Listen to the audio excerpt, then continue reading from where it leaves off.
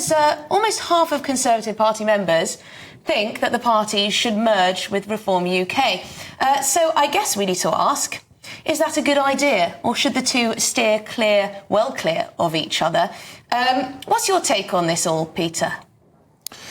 Well, as so often, I turn to our old friend Vladimir Lenin, whose question about all mergers was, and indeed all dealings between one person and another, was whom, who's on top, who's on the bottom, who's in charge. If you had a merger of the Farage party, which is what it is, and the Conservative Party, who would be in charge? Would it be Farage taking over the Tory party, or would it be the Tory party trying to take over Farage? You don't even really need to finish asking the question before you can work out what would be going on. It would be a reverse Farage takeover of the Tories. Whether that would work for anybody's purpose, I don't know. Nigel Farage has a very strong appeal to some people, but I think it may be too limited to form the basis of a new national party of the right. For instance, if it indeed is of the right, I'm never entirely sure what Nigel Farage's actual politics are. I don't think he's a Conservative, for instance. He may be a Thatcherite, but I don't think he's a Conservative, which is a different thing. More of a classical liberal. Economic liberal, not particularly interested in practice in the social and moral side of conservatism, and I think that's one reason why it might not work. The other reason is, I think, why would you particularly want to get, in fact, why would you want to chain yourself to what is effectively a corpse? Has the Conservative Party got any long-term future anyway? It may have another couple of general elections in it before it cedes the leader of the opposition's chair to the Liberal Democrats, or it may not. I don't know. It's in a very bad way, and when you're in a bad way as a party, you can't raise money. And when you can't raise money, you can't win elections. Well, yes, we know lots of donors have given up on the party. They're not putting their eggs in that basket. Let's give a few statistics. Well, just one, really. So 47% of these members are in favour, 48% are against, so it's pretty much split down the middle. What is the point of having two Conservative parties? They just break up the vote, don't they, really? Well, that's true, but I suppose Nigel Farage would say that the Conservative Party isn't a Conservative Party. Yes, he would. Which is, that's his point of view. I personally can't imagine a scenario where Nigel Farage is a member of a political party and he's going to be willing to be ticked off by the old boys in their grey suits in the 1922 committee. He's simply not going to do that. And there was a quote actually from this piece by Kemi Badenoch, who said, "I don't think a party that is over 200 years old should merge with something that was cooked up last week." This, in one sentence, encapsulates everything wrong with the Conservative Party. The entitlement. I knew you were going to say entitlement. You have just had your worst ever results. You should thank your lucky stars you got more than 100 MPs. It could have been a heck of a lot worse.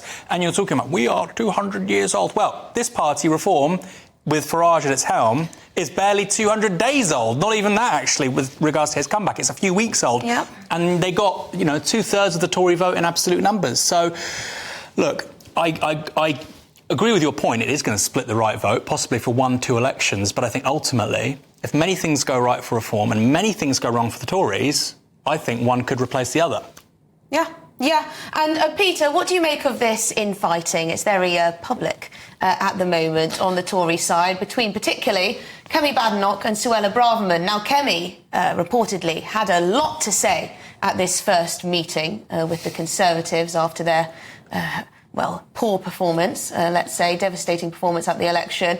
And now Suella Braverman is tweeting Kemi saying, "I'd be interested in knowing whether Kemi Badenoch thinks I'm having a very public nervous breakdown." This is because apparently Kemi said that in this meeting of the shadow cabinet. I mean, they're just doing this all out in the open. This is why people didn't vote for them. But Emily, right? this is Christmas for the Parliamentary Conservative Party. It's what they've been waiting for.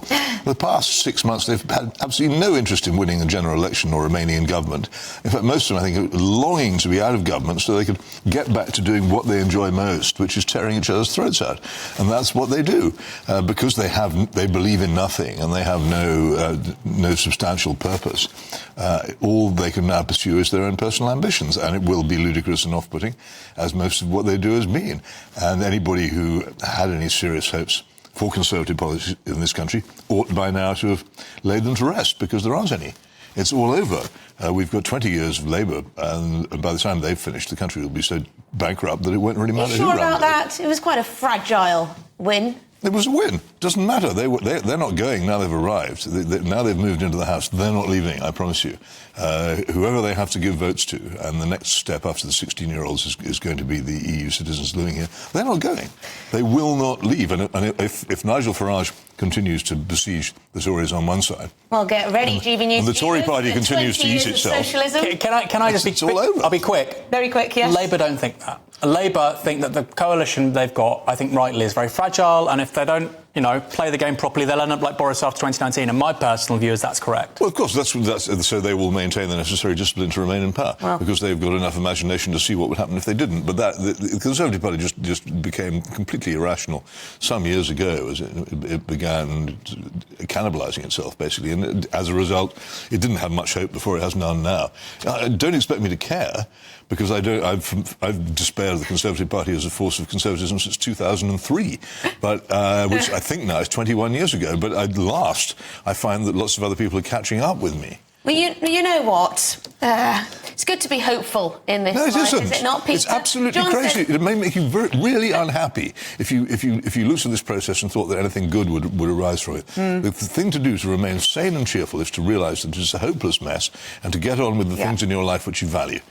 Well, John says, Emily, we don't have two Conservative parties. We have Reform, who have common sense and don't tell a pack of lies. Then we have the Conservatives, who can't lie straight in bed. Well, strong stuff from John.